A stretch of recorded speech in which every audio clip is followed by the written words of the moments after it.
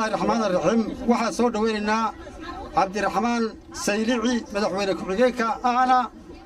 musharax labaad ee xisbiga kulmiye waxaan leenahay soo dhawow madaxweyne ku-xigeen soo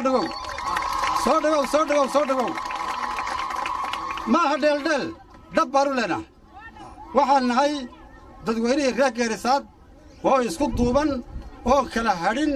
oo lab iyo dhidig saaka oo dhan u taagnaa xisbiga kulmiye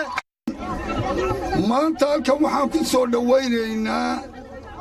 madaxdii xisbiga kulmiye oo uu wato madaxweyne ku-xigeenkii ahna musharaxa marka labaad xisbiga kulmiye madaxweyne ku-xigeenkii ah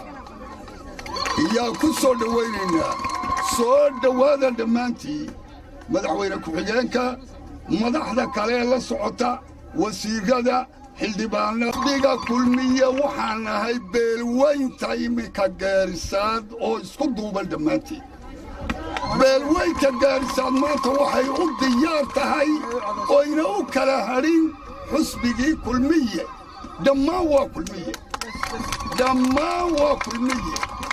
xisbi kale oo labeeyaa ma jiro على سيدنا محمد ما هذه لهي بس كله الحمد لله هلك سكان كيني وحنا كسر دويرنا مرتضى شرفت له مدحوين كحجانك سيلعي وهو جامين أيوه وأنا صور دويرنا جارسة هذانا هاي ولا كل مية وارهر جارسة هذا عد كيان قرنا كل مية وريان قرنا السلام عليكم ورحمة الله وبركاته anigoo ah gudoomiyihii goobta kulmiye ee Geerisa halkan waxaan ka soo dhawaynaynaa madaxweyne ku-xigeenka Cabdiraxmaan Saylici iyo wafdida ballaaran waxaan leenahay soo dhawaada gacmo furan ku soo dhawaada qalbi furan ku soo dhawaada waxa weeye beeshu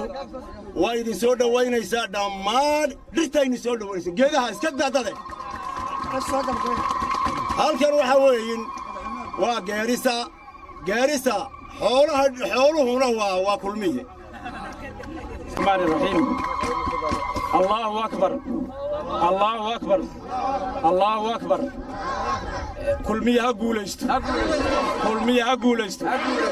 kulmiye ha guulaysto mudane madaxweyne shacabkan aad arkayso waxay ciidda kuu taagnaayeen ilaa 8 subaxnimo laga bilaabo ilaa imika waxay halkaa kuugu taagan yihiin waa jacayl ay kuu qabaan waxay garteen dadkani in xukuumaddan kulmiye ee waxqabadka wanaagsan u soo qabatay ay maantana mar labaad ugu celiyaan kulmiye soo sidaa maaha waxaan ku ballannay in maalinta codaynta uuna qof kali meel marin waxa weeyaan meeshani waa magaalada kala haata mudane madaxweyne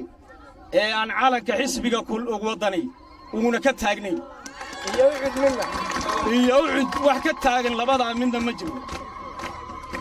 si caloola waxay kuugu diyaar yihiin inay mar labaad adiga iyo maxaa musharax Muuse Biixi Axmed iyo adigoo ka Muuse Biixi Cabdi iyo adigoo ku-xigeenkiisa inay mar labaad kuugu celiyaan waxay kuu doorteen gaar ahaan adiga maadaama tahay mas'uulkii ka soo jeeday gobolka waxqabadkii wanaagsanaa ee intaad xilka haysay aad u qabatay deegaankan soo sidaa maaha kulmiye ha noolaado